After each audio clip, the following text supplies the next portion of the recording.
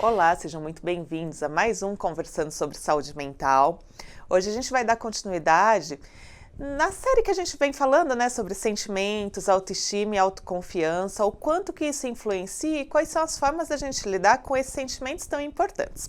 Hoje, então, a gente vai falar sobre autoconfiança. Eu sou a Bárbara, psicóloga responsável pelo projeto Física e o Bem-Estar de Sua Comunidade, e a gente vai aqui tentar ajudar vocês a alcançarem um objetivo muito maior, De que forma a gente se sente melhor e a gente confia mais nas nossas habilidades, na nossa forma de fazer as coisas. Antes de falar de autoconfiança, vamos fazer aqui uma retomada, uma breve retomada. Então, o que a gente tem primeiramente? Um grande grupo de sentimentos. Só para lembrar o que são os sentimentos. São manifestações do nosso organismo, como a gente reage às situações. Muitas vezes parece que os sentimentos são condições abstratas, condições da mente, condições não palpáveis. Porém, na verdade, eles se relacionam com uma série de elementos físicos. Por exemplo, se eu fico nervosa, o que eu sinto? Ah, Bárbara, eu sinto um aperto no peito, eu sinto meu estômago estranho, eu sinto meu coração acelerar, ou fiquei tensa porque teria uma prova. Na hora da prova eu estava com aqui assim no ombro, tudo doendo, eu estava me sentindo angustiada, eu queria terminar aquilo logo, eu estava me sentindo insegura. Quando eu falo sentindo, o que eu quero dizer? Estou me sentindo insegura. O que isso traz? Então, os sentimentos são esses conjuntos de sintomas que a gente tem, dos pensamentos que acontecem, das reações fisiológicas que a gente tem no nosso corpo quando a gente se depara com alguma situação. Então, lembrando do que são os sentimentos, vamos lá para os grupinhos específicos. A gente tem aqui a autoestima. Basicamente, o que é? É se sentir gostado por ser quem você é. Você se sentir aceito e pertencente por ser só quem você é, independente de ter que agir ou não. É aquele sentimento que a gente percebe quando está entre a família, a maior parte das vezes, pelo menos, que nem sempre a família é fácil. É aquilo que a gente sente quando a gente está num grupo de amigos, aquela sensação de proteção e de acolhimento em que a gente não precisa se esforçar muito para se sentir pertencente. É como se a gente pudesse ser nós mesmos sem estar desempenhando nada. Então, eu não preciso me sair bem na prova para minha mãe gostar de mim. Eu me sinto gostada. Eu não preciso desempenhar uma atividade para me sentir aceito pelo meu grupo social, pelos meus amigos. Então, sendo quem eu sou, isso já é suficiente. A autocompaixão é se aceitar como é. Isso tem uma relação muito grande com a autoestima. Então, eu preciso primeiramente me aceitar, gostar de quem eu sou e aceitar as minhas limitações. Isso não significa que eu não posso identificar elementos ali que eu precise mudar. Então, eu vejo ali alguma condição que não foi tão boa, ou, por exemplo, eu faço determinadas ações que eu percebo que não dão bons resultados. Eu me comporto algumas vezes de formas que eu queria ser diferente. Por exemplo, eu, Bárbara, na pandemia, não estou fazendo nada de atividade física, nada. Isso não é bom. Fui no médico a semana passada e o médico falou, pode mudar, porque isso já está aparecendo até nos seus exames de sangue. Autocompaixão não é me aceitar, não, tudo bem, eu sou assim mesmo, eu não faço atividade física. Não, eu identifiquei que eu tenho ali uma condição que eu preciso mudar, por exemplo, preciso voltar a fazer algum tipo de atividade física. E eu vou me esforçar para isso. Por outro lado, eu vou aceitar as minhas limitações. Eu não vou achar que eu vou ser uma triatleta daqui 4 meses, por exemplo, tá? E a autocompaixão é a sensação de se auto-amar, de se autoconsiderar, de se autoavaliar de uma maneira positiva. Já a autoconfiança, que é o que a gente vai falar aqui hoje, está mais relacionado com a ação que a gente desempenha. É se sentir capaz e reconhecido pelo que faz. Então, eu sou psicóloga e acredito na minha capacidade como psicóloga. O que eu faço para isso? Eu não nasci psicóloga, eu me tornei psicóloga estudando para isso. Então, o que eu faço na minha formação? Eu me dedico aos temas que me interessam ou que são necessários que eu estude, aprendo sobre eles e me considero capaz de desempenhar minha profissão de uma maneira adequada, de uma maneira satisfatória, de uma maneira que produza bons resultados. Então, eu confio na minha habilidade de ser psicóloga. Porém, ela não vem pronta, essa autoconfiança. Não depende só de eu fazer e me sair bem. O porquê disso? Eu vou explicar um pouco melhor. Se eu cresci numa condição, numa família que reprovava muito o que eu fazia, eu vou dar um exemplo que eu escutei de uma cliente essa semana.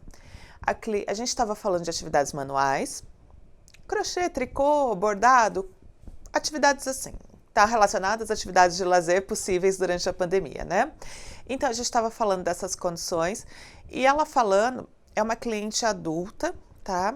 Com mais de 40 anos, ela falando que ela tinha muita dificuldade de realizar esse tipo de atividade, porque durante a infância dela, quando ela começou a aprender esse tipo de coisa com a mãe dela era muito rigorosa com ela.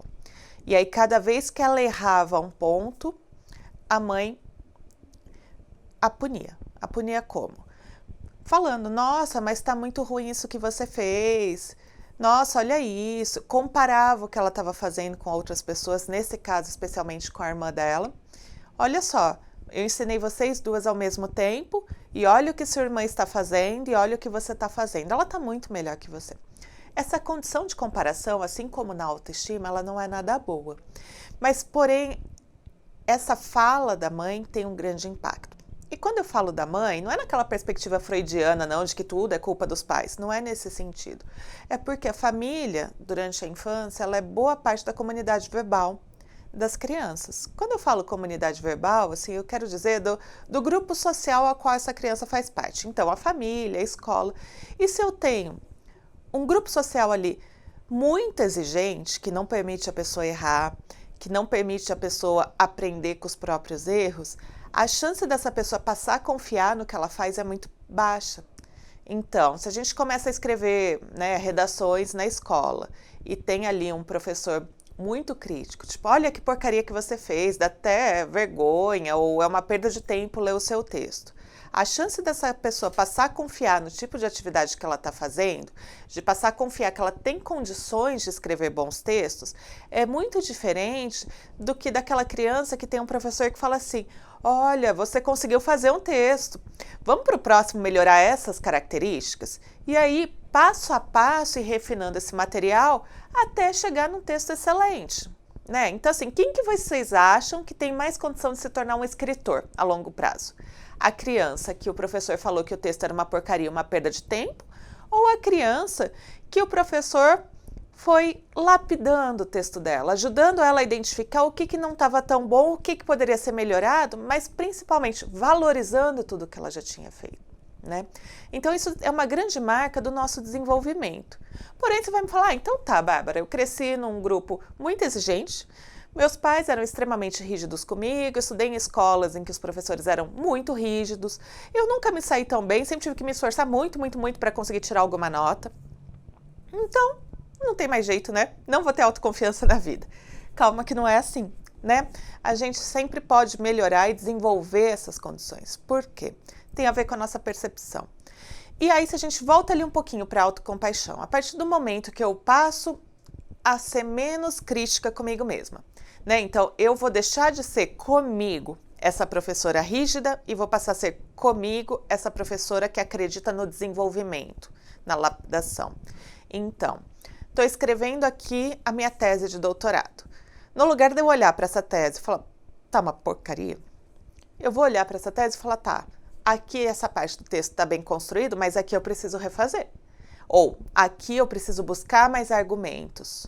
Ou então, não, peraí, eu vou reconstruir esse texto, mudar a posição das coisas, eu vou buscar novas referências e eu vou refazer.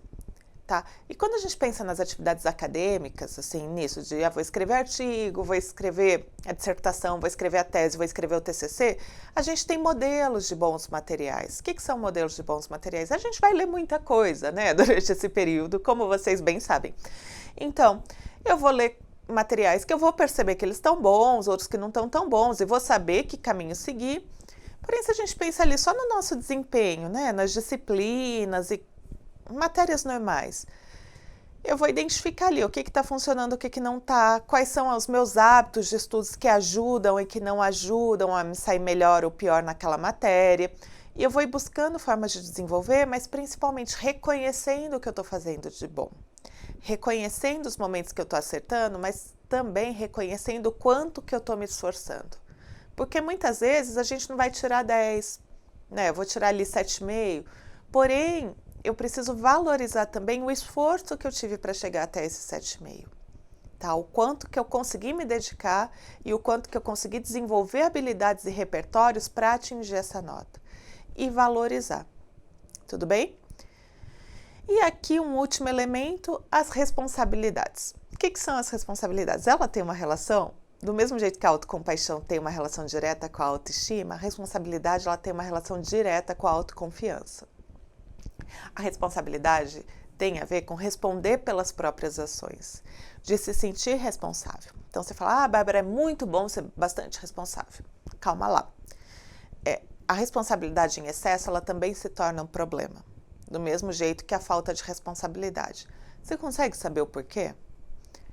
Porque se eu for uma pessoa extremamente responsável, assim, excessivamente responsável, né? O que isso vai fazer comigo? Com que eu acho que nunca tá bom. E nunca tá bom significa que para eu conseguir entregar a minha tese, ela vai ter que estar boa o suficiente. E ela nunca vai estar boa o suficiente. Tá? Para eu conseguir finalizar um capítulo de um livro, eu vou achar que ele nunca tá bom o suficiente. Obviamente, isso vai afetar minha autoconfiança. A gente precisa ser responsável para honrar com os próprios compromissos, para honrar com as próprias atividades, para desempenhar da melhor forma. Então, olha, eu escolhi ser psicóloga, então é minha responsabilidade me atualizar, buscar práticas com evidências científicas, estudar sobre os temas que eu escolho ou que eu sou obrigada a trabalhar. Porém, se eu fico numa crítica assim de, será que eu sou uma boa terapeuta? Será que eu tenho habilidades suficientes, por exemplo, para gravar vídeos como esse? Será que eu tenho conhecimentos suficientes? Talvez eu acho que isso nunca é bom o suficiente, eu não vou conseguir exercer minha profissão, né? Então, assim, essa diferença entre o que é ser responsável, o que é ser excessivamente responsável e o que é ser pouco responsável, ela é muito importante de ser considerado. Tudo que é em excesso ou que é em falta traz problema. Então, a gente precisa ali de um equilíbrio. Então, à medida que eu me percebo como uma pessoa responsável, eu vejo que eu sou capaz de dar conta das minhas atividades. Eu identifico que as minhas atividades não estão boas o suficiente, mas eu me considero capaz de melhorar essa qualidade, isso vai afetar minha autoconfiança. Tudo bem? Então, a autoconfiança é um sentimento aprendido e desenvolvido durante a vida da pessoa. Então, voltando um pouquinho, não é porque a gente cresceu no meio que não favoreceu o desenvolvimento da nossa autoconfiança que a gente não possa desenvolver ao longo da nossa vida. A gente pode melhorar isso, tá? É produzida por uma história individual, uma história de cada um, devido às consequências naturais, sem a interferência do outro, ou sociais, que são as produzidas pelo outro. Então, eu fiz e funcionou, eu fiz e não funcionou, eu fiz e deu certo, eu fiz e não deu certo. E como que eu posso desenvolver, então? Ela passa a ser mantida e desenvolvida pela própria pessoa quando ela aprende que seus comportamentos produzem consequências boas ou que devem ser evitadas. Então, se eu não me preparei para a prova, eu fui mal na prova. Então, o que eu tenho que fazer na prova seguinte? Estudar para a prova, né? Então, eu vou avaliando de que forma. E aí eu volto novamente numa condição que eu venho falando sequencialmente nesses vídeos. A importância do automonitoramento e da autoobservação.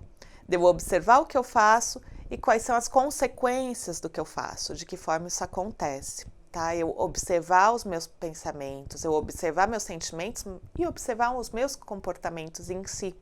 O que eu fiz que deu certo, o que eu fiz que não deu certo. Porque, gente, as coisas não acontecem pelo além. Elas acontecem porque a gente faz com que elas aconteçam. Então, eu me comporto de determinada forma e tenho alguns resultados. E esses resultados, por exemplo, fui bem ou fui mal na prova, não é porque o professor gosta ou não gosta de mim. Eu fui mal ou fui bem na prova porque eu estudei da maneira correta ou da maneira incorreta. Por mais difícil que o tema seja. O tema pode ser muito, muito difícil, mas se eu estudar, se eu encontrar formas adequadas de estudar, eu vou conseguir aprender. Que nem semana passada também estava atendendo um moço, e aí é uma pessoa que eu venho atendendo que estava com algumas dificuldades durante a graduação. E ele falou, nossa, depois que você me deu a dica de procurar aula em algumas plataformas corretas, né, de outros professores, eu passei a entender, ele estava falando de cálculo 1. Nossa, ficou tudo muito mais fácil, eu consegui entender o que era e consegui estudar, e aí estudar deixou até de ser tão ruim. porque eu estava entendendo o que estava acontecendo.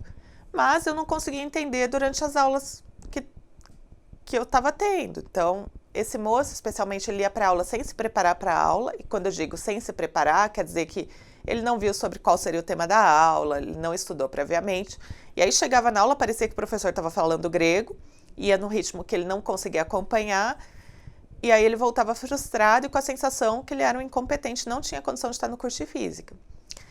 Porém, quando ele passou a manejar as situações, então o que ele passou a fazer? Ler sobre o que ia ser dado na aula, então o tema da aula vai ser tal tema. O que é isso? Ah, isso é isso. Eu não vou dar o exemplo mais prático porque eu não sei o que vocês têm em cálculo 1. Aí ele passou a buscar vídeos também na internet sobre partes específicas do que seria dado naquela aula. E aí ele ia para a aula e depois da aula ele ia fazer os exercícios, buscava novos vídeos, reassistia a aula e aí conseguiu sair melhor. Ah, mas isso dá muito trabalho, leva tempo. Sim. Quando são assuntos que a gente tem mais familiaridade ou que já estão de alguma forma relacionados à nossa forma de pensar, é mais fácil. Porém, quando a gente não conhece, né, a gente precisa aprender. E como tudo, a gente tem capacidade de aprender. Inclusive a autoconfiança, tá? Então, à medida que o indivíduo consegue reconhecer e descrever eventos e suas habilidades e limitações, o autoconhecimento, ao mesmo tempo em que ele exercita sua confiança em seus feitos, a autoconfiança, ele cria a possibilidade de experimentar uma postura mais aberta e compassiva diante de pensamentos, sensações e percepções. Ou seja, fica mais fácil lidar com esses sentimentos todos, né? Então é isso, gente. Se vocês observarem que vocês não estão se vendo como um leão, como o nosso gatinho aqui da tela, se vocês precisam de ajuda de alguma forma, se quer bater o papo, manda um e-mail, vamos marcar um horário e a gente conversa, tá bom? Então é isso, espero que vocês tenham gostado, que tenham entendido um pouquinho mais sobre a autoconfiança e a gente se vê no próximo vídeo. Até mais, pessoal!